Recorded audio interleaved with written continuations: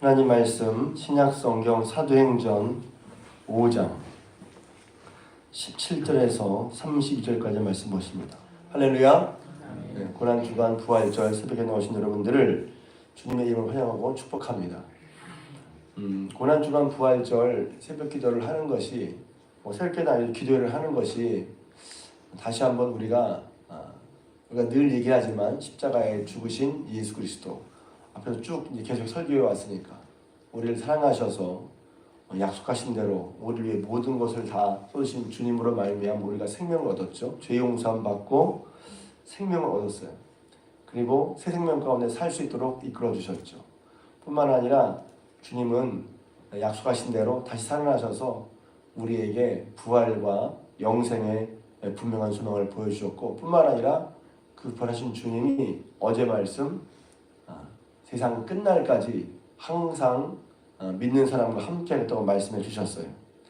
그러면 우리의 삶은 뭐냐면 한마디로 말하면 그런 부활하신 주님과 함께 동행하는 삶이란 말이죠. 그냥 교회를 다니는 것이, 그래서 우리의 신앙생활을 성경 말씀에 비추어 다시 돌아올 필요가 있어요. 나는 부활하신 주님과 항상 생생한 동행을 하며 살아가는 것이 맞는데 나는 그러한가? 돌아보는 거죠. 그리고 다시 일깨어서 그렇게 주님과 동행하는 생생한 삶을 살아가는 것이죠. 아니면 우리는 그냥 형식이나 제도 혹은 교회의 어떤 되는 일만 모여서 그냥 신앙생활을 교회를 다니는 거, 교회에서 뭘 하는 거, 이런 정도로 그칠 수가 있어요. 교회를 다니는 것도 그렇고 교회에서 뭘 하는 것도 그렇고 우리는 살아계신 주님과의 관계 속에서 하는 거란 말이에요. 그것이 없으면 뭐라 그럴까요? 안고 없는 찐빵이에요. 정말 중요하게 쏙 빠진 거란 말이죠. 그래서 이것이 교리적으로가 아니라 설명이 아니라 지금도 살아계시는 주님을 여러분들이 우리가 주님께 집중하고 찾고 부르는 가운데 만나고 또 체험하고, 그렇게 부활의 주님을 만날 때 어떤 일이 벌어지냐면 엠마오로 가는 두 제자가 돌아선 것처럼 오늘도 제자들의 변한 모습 아닙니까? 그냥 단순하게 말하면 예수님이 그들이 예수님을 구제하고 고백했음에도 불구하고 두려운 일이 있을 때 다 도망갔잖아요. 무서워서. 그럴 수밖에 없죠. 우리는 무섭고 두려워 도망갈 수밖에 없잖아요.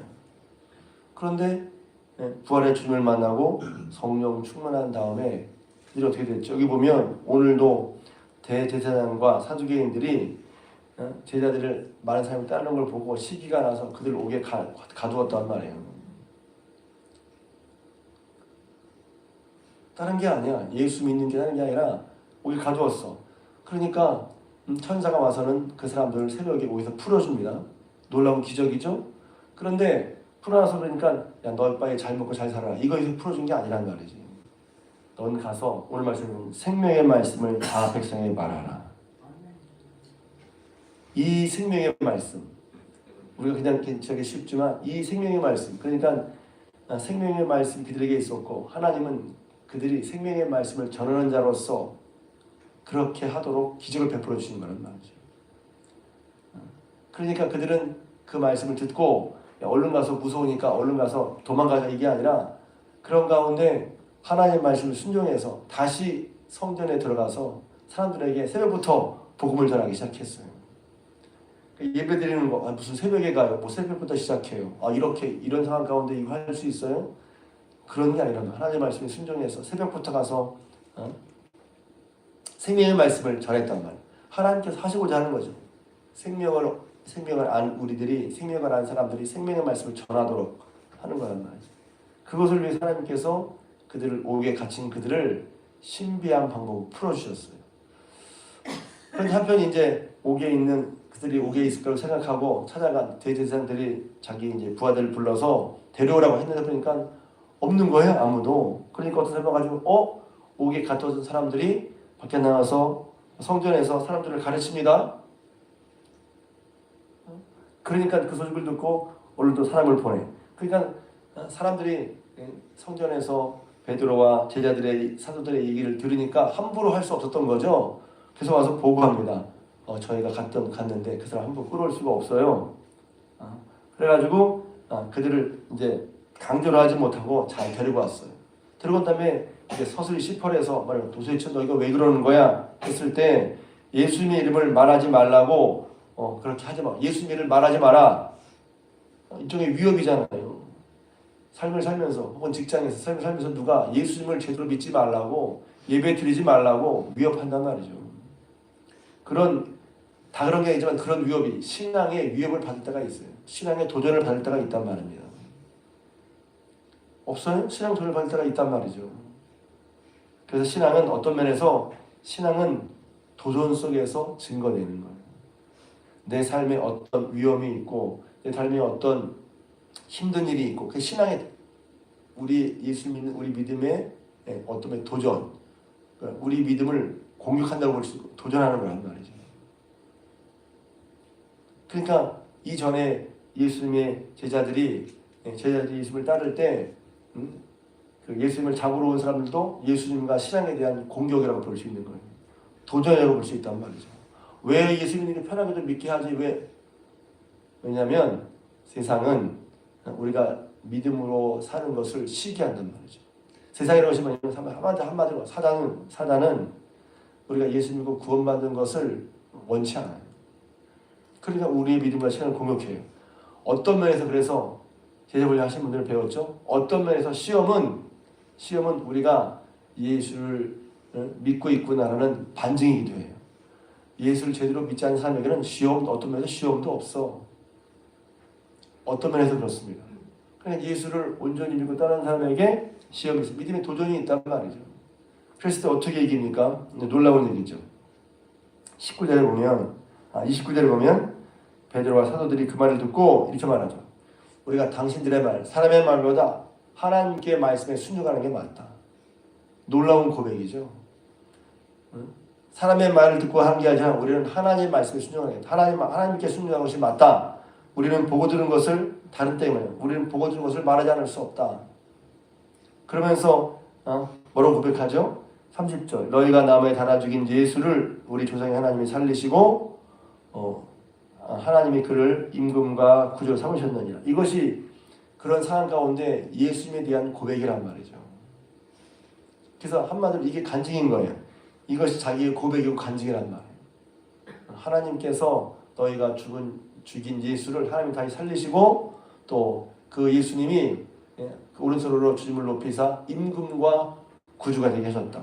그 말은 뭐냐면 우리는 하나님이 예수님 살리신 것과 예수님 살리심으로 하나님이 그 예수님을 임금으로 왕으로 구주로 세우신 것을 믿는다는 거예요. 그럼 누구의 말을 듣고 사느냐는 거죠. 신앙의 도전 속에 누구를 따라 누구의 말을 듣고 사느냐.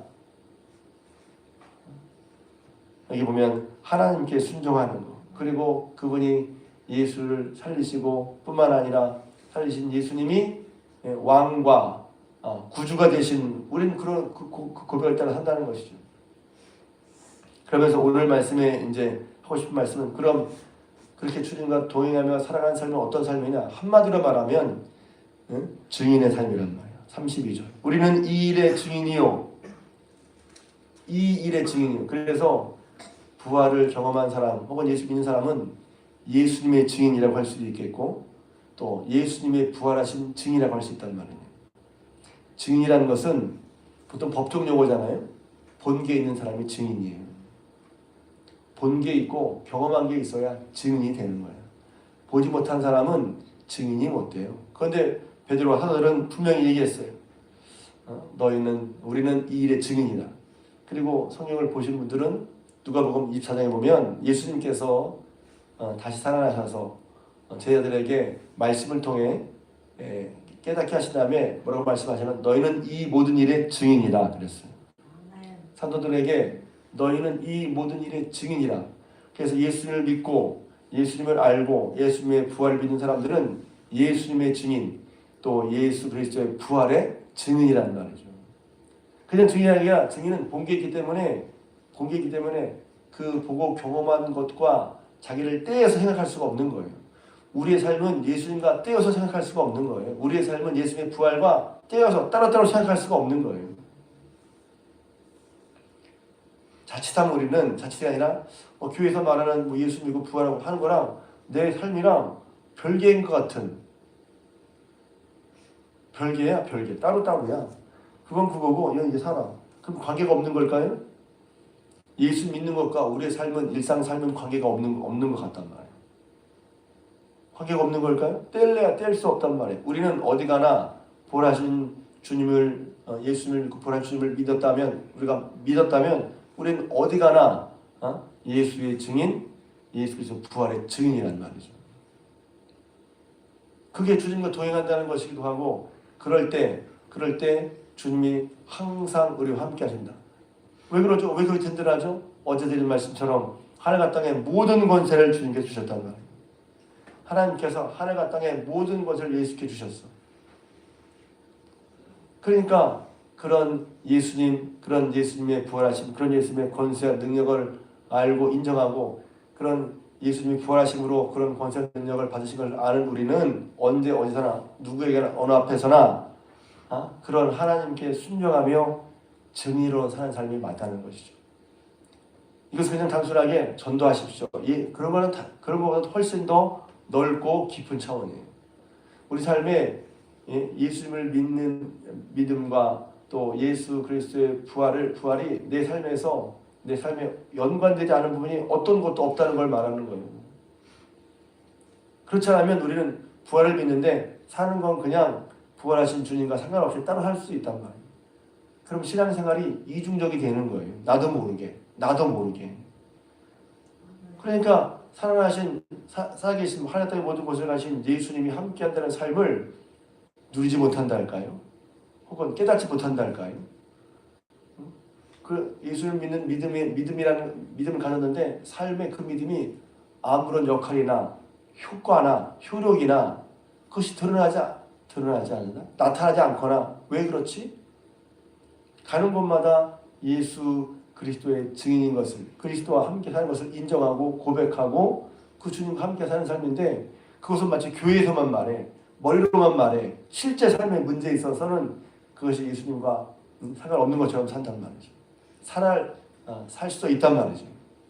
그러니까 신앙생활은 그래서 예수 그리스도를 믿는 믿음을 가지고 그런 믿음으로 내 삶의 모든 부분에 예수를 인정하고 부활의 주님과 함께한다는 것을 늘 고백하면서 사는 삶이 되어야 한다는 것이죠.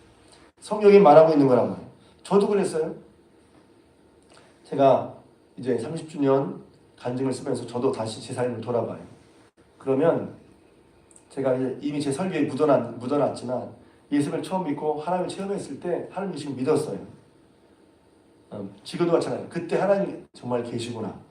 내가 구원받았다고 믿었어요. 그런데 그 다음에 구원받은 자로서 믿음의 삶을 살아갈 때 여전히 믿음으로 이 부분도 믿음으로 살아야 하고 이런 부분도 믿음으로 살아야 하고 제 느낌에 이런 부분도 믿음으로 살아야 하는데 처음에는 그게 그런 식의 것이 제게 깨달아지거나 이것이 믿음으로 살아야 하는 것이 다 알지도 못했어요. 그런데 예수님이 하나님을 믿는 분명한 믿음으로 살면서 이런 부분도 믿음으로 채워져야 되는구나. 이런 부분도 말입니다. 삶의 모든 부분, 모든 영역에 있어서 제가 30대를 살 때나 40대, 50대, 60대를 살 때 시간이 지나면서 모든 부분에 예수님께서 그리스도가 되심을 인정하고 부활의 주님과 함께하는 삶을 인정하면서 그런 삶이 이렇게 넓어지는 거구나. 그러니까 제가 예수님 믿고 처음에 목사 됐을 때 내 신앙이 완전했다? 이렇게 말할 수 없어요. 지금도 그때가 달랐지만 지금도 완전했다 말할 수 없어요. 다만 어제 그제 고백한 것처럼 주님 제자들이 그랬던 것처럼 예수 그리스도를 알고 따라가면서 할렐루야. 이게 중요한 거예요. 예수님을 따라가면서 예수님과 동행하면서 실수도 있을 수 있어요. 허물도 있을 수 있어요. 다 모르니까 베드로가 예수 그리스도를 두루 고백했지만 금방 예수님 길 막으면서 안 됩니다. 이게 우리의 모습일 수 있단 말이에요. 그렇지만 중요한 건 주님과 계속 함께하는 거예요. 우리는 부활의 주님과 함께한단 말이에요. 그래서 그분이 보여주시는 것을 믿고 그렇게 믿는 가운데 삶에 문제가 생겨 어떤 상황의 발생이 IMF도 올 수 있고 IMF도 올 수 있고 또 코로나19도 올 수 있고 여러 가지 상황이 있을 수 있어요. 내 개인적으로 아이를 키우면서 또 직장생활하면서 설령 문제가 있을 수 있잖아요. 그럼 그때마다 내가 고백하고 믿은 예수님이 이런 상황 가운데 도대체 어떤 분이냐 하고 예수님께 귀를 기울이고 예수의 말씀 따라가는 게 중요한 거란 말이죠. 그걸 잊으면 예수 믿으면서도 사는 건 나 혼자 살아. 그런 형국이죠. 그런 모습이죠. 예수 믿고 고백하고 교회 나가고 열심히 나오지만 삶의 문제에 있어서는 결국 내 마음대로 내 생각대로 한단 말이에요. 주님이 계신 것을 알고 그 주님을 믿고 그 주님과 함께 살아가는 삶이 동행하는 삶이 증인의 삶이란 말이죠. 여기 보면 증인이 또 있어요. 우리도 증인이고 사람들에게 주신 성령도 그러냐. 성령도 증인이에요. 그래서 좀 이렇게 뭐랄까 약간 이렇게 교차 혹은 복잡한 얘기도 있지만 그래서 부활하신 다음에 어제 말씀드렸죠. 예수님께서 성령을 받아라 말씀하셨고 성령 받은 그들이 예수가 그리스도이고 부활하신 것을 확실히 믿는 믿음 가운데 살게 되는 말이에요. 왜? 성령이 우리에게 증거해 주거든요. 내가 나도 잘 모르는데 성령께서 계속해서 우리에게 증인으로서 증거해 주시고 알려주시고 가르쳐 주시는 거란 말이죠. 그래서 부활의 증인으로 살아갈 때 주님과 동행을 살아갈 때 성령께서 우리를 계속해서 가르쳐 주시고 이끌어 주시고 또 북돋아 주시고 하는 것이죠. 그래서 우리가 증인의 삶을 살아갈 수 있도록 또 다른 증인인 성령이 우리를 계속해서 북돋아 주시고 우리를 계속해서 뭐라 그럴까요? 강화, 힘을 실어 주시고 계속해서 우리를 격려해 주시고 이끌어 주시고 한단 말이죠. 그래서 우리가 주님과 동행하는 그런 삶 가운데 이런저런 일이 있더라도 오늘 제자들의 모습처럼 이들이 잘못한 게 뭐가 있어? 예수님을 열심히 믿고 증거뿐인데 그것 때문에 시련과 핍박을 받는단 말이죠. 그런데 어떻게 이깁니까? 주님 말씀에 순종하면서 또 주님 말씀을 따르면서 주님과 동행하면서 우리는 이 일의 증인이라고 고백하면서 그런 일 속에서도 승리하는 모습을 보여줘요. 승리가 무엇입니까? 그만두기 위해 계속하고 있단 말이에요. 왜? 하늘과 땅의 모든 권세를 가지신 예수 그리스도를 믿는 믿음. 그렇게 예수님을 살리신 하나님께 순종하는 믿음으로 산단 말이에요. 그래서 사도행전이 보면 어려움을 당해요. 그렇지만 승리하는 모습도 또 보여줘요. 승리가 뭐지? 어려움이 없는 게 승리입니까? 어려움 속에서도 예수 그리스도와 함께 믿음을 지키는, 내가 믿음을 지키기보다 주님과 함께 하면서 그 상황을 맞닥뜨리는 거. 그게 승리죠. 그래서 제가 마지막 어제나 그제나 마지막에 다 똑같지만 마지막에 어떤 말씀을 해야 할까 싶을 때 결국 우리의 삶은 부활하신 주님과 동행하며 어려움이 있지만 어려움 속에서도 주님께서 함께 하심을 통해 부활의 증인, 예수 그리스도의 증인으로 살아가는 것. 그것이 우리의 정체성이란 말이에요. 어디 가나 우리는 예수 그리스도의 증인, 예수 그리스도의 부활의 증인이란 말이에요. 근데 이 말은 내가 뭐 증인 노릇해라 이것도 중요하지만 저는 먼저 우리 말을 하는데 본 게 있어야 증인이지. 주님께서 우리에게 해주신 일을 기억하라는 거예요.